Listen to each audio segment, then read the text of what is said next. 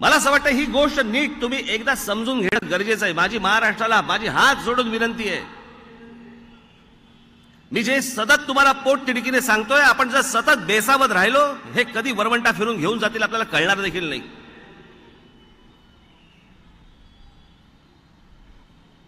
मी त्या दिवशी पाडव्याच्या सभेमध्ये इथे वसईचा एक चाळी बांधल्या होत्या. सगळे परप्रांतात आले होते. सगळे युपी आणि बिहार मधली सगळी लोक होती. बरोबर आहे ना? मी बोलल्यानंतर मला असं वाटतं ह्याचा रिपोर्ट एबीपी माझाने पण केला होता. हे सगळं झाल्यानंतर त्याच्यानंतर कारवाई सुरू झाली. कोणावर कारवाई सुरू झाली? ज्यांच्या बेसावतपणे मुळात ज्या जमिनी मराठी लोकांच्या होत्या त्या मराठी लोकांवरती कारवाई सुरू झाली. बांधलेल्यांवरती एक दोघांवरती. बाकीच्यांचं काय?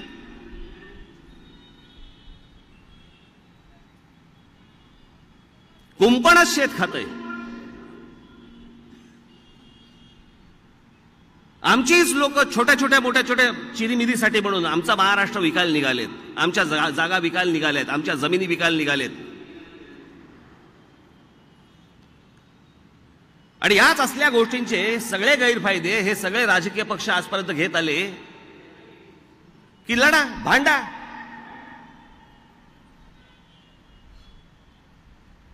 त्या जातीच्या फक्त नावावरती फक्त भांडत बसा. बाकीचं आम्ही बघायला तयार होतो.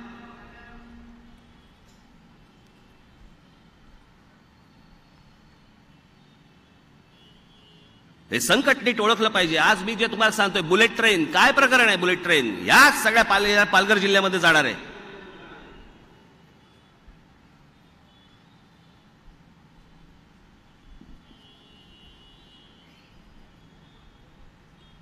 नरेंद्र मोदींना बुलेट ट्रेन बनवायला पहिलं सुचलं अहमदाबाद. म्हणून मी त्यांना गुजरातचे पंतप्रधान म्हणतो. ते भारताचे पंतप्रधान नाहीत.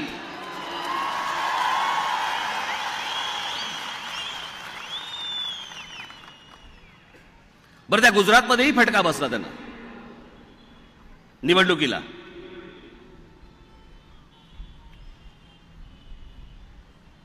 पण आमच्या देशाच्या पंतप्रधानाच्या मनामध्ये पहिल्यांदा ज्या राज्यामधनं तुम्ही आला त्या राज्याचा पहिला विचार येतो.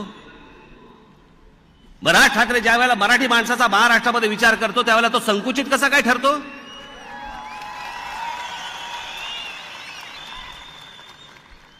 हा बुलेट ट्रेनचा विषय ज्या वेळेला आला त्या दिवसापासून मी त्याला विरोध करतोय. कारण मला कळलं हे काय करायचंय ना. हा नुसता बुलेट ट्रेन पुरताचा विषय नाहीये.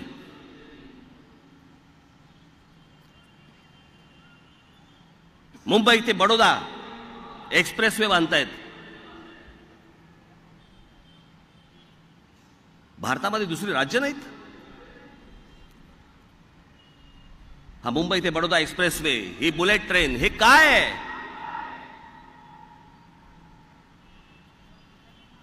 आजचा दिवस आहे. हाच तो 1 मे. याच दिवशी आपल्याकडे 1960 साली महाराष्ट्राचा मंगल कलश ज्यावेळेला आपल्या हातामध्ये आला, तो कशातनं आला? काय होतं तर गुजरातला मुंबई हवी होती. आणि ती गुजरातला मुंबई हवी होती, त्याच्यासाठीची कारस्थानं आता सगळी सुरू आहेत. आणि त्याच्यात कोण जात आहे? तर आमच्याच लोकांच्या जमिनी जाणार आहेत. आमच्याच शेतकऱ्यांच्या जमिनी जाणार आहेत. त्याच्यामधनं आमच्याच मराठी शेतकऱ्यांच्या जमिनी जाणार आहेत.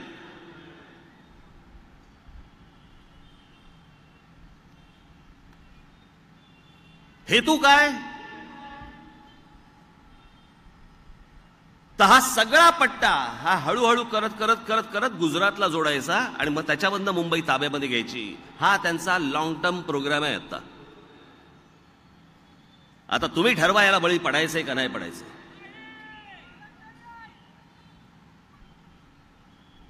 बघा ही माणसं कसा कसा विचार करत जातात. नाहीतर आमच्या महाराष्ट्रामधले आमचेच लोक, आमचेच सत्ताधारी, आमचे सत्ताधारी कसला तो देवेंद्र फडणवीस हा काय मुख्यमंत्री आहे?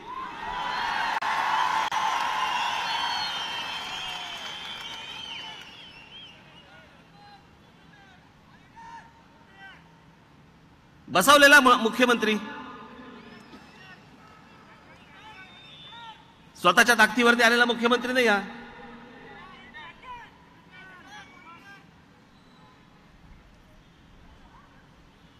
आणि आमचा मुख्यमंत्री काय निर्णय घेणार? जे वरती मोदी आणि शहा सांगणार तेच निर्णय घेणार. दुसरी हिंमत आहे का ते इतर काही करायची?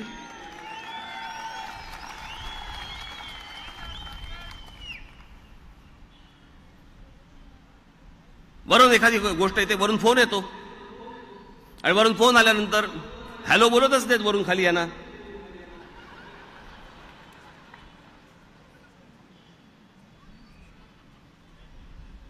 फडणवीस फोन उचलतात, हॅलो, तिथून हॅलो येत नाही, चुप, की हे शांत बसते.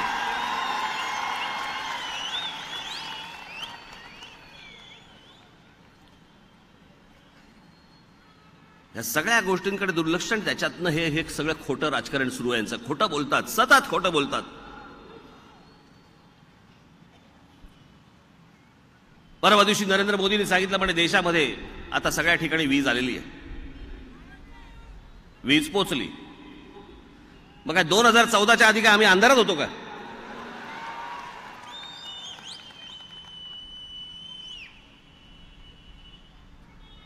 इतकं खोटं बोलतात, इतक्या थापा मारतात. मला मगाशी येताना असं मी विचार करत होतो, मला असं वाटतं आता कोर्टामध्ये जी शपथ आहे ना ती पण आता बदलणार मोदी बहुधा,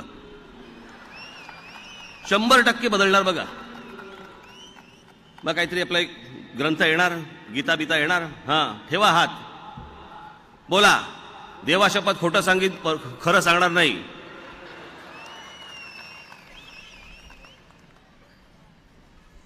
सतत खोटं बोलत राहायचं, सतत खोटं बोलत राहायचं आणि तुम्हाला सगळ्यांना गुमराह करत बसायचं. खरं बघायला गेलं तर राजीव गांधी ज्यावेळेला पंतप्रधान झाले 1984 साली, त्याच्यानंतर आज 30 वर्षानंतर कुठच्या माणसाकडे बहुमत जर आलं असेल तर ते नरेंद्र मोदींकडे आलं. अहो, तुमच्या हातात बहुमत आल्यानंतर तुम्ही हे खेळ कसले खेळताय? या कसल्या गोष्टी करत बसलात तुम्ही? खोटं बोलता देशाशी.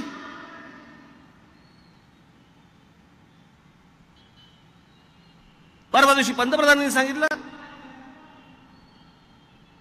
आणि नंतर इथे महाराष्ट्रातले ते त्यांचं रामदास पाध्याचं बाहुलं आहे ना फडणवीस,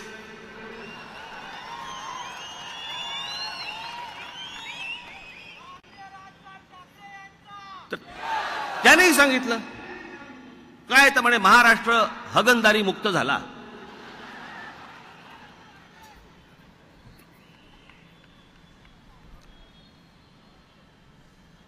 अनेकांनी त्याच्यावरती रिपोर्ट केले.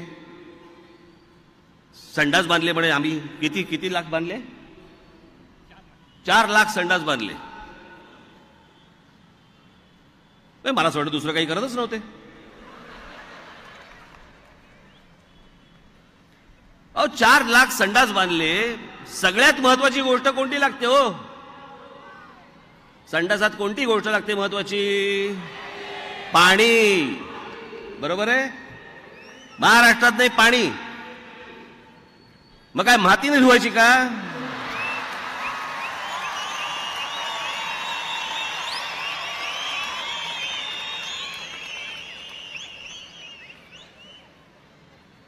मी त्या दिवशी पाडव्याच्या सभेमध्ये मी सांगितलं, इस्रोचा रिपोर्ट आहे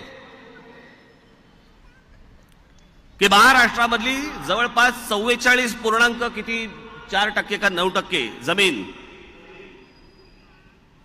याचं वाळवंटीकरण होतंय. म्हणजे वाळवंट होण्याच्या दिशेने महाराष्ट्रातली एवढी जमीन चाललेली आहे. भारतामधलं 1 नंबरचं राज्य आहे जिथे वाळवंट आहे म्हणजे राजस्थान. आणि भारतातलं दुसरं राज्य होतंय वाळवंटीकरणासाठी ते आहे महाराष्ट्र. आणि तिथे आमचे मुख्यमंत्री सांगतायत की आम्ही 1,20,000 विहिरी बांधल्या. विहिरी मी मागे म्हटलं ना, रस्त्यावरचे खड्डे पण मोजत असणार आहे गाडी थांबून विहीर.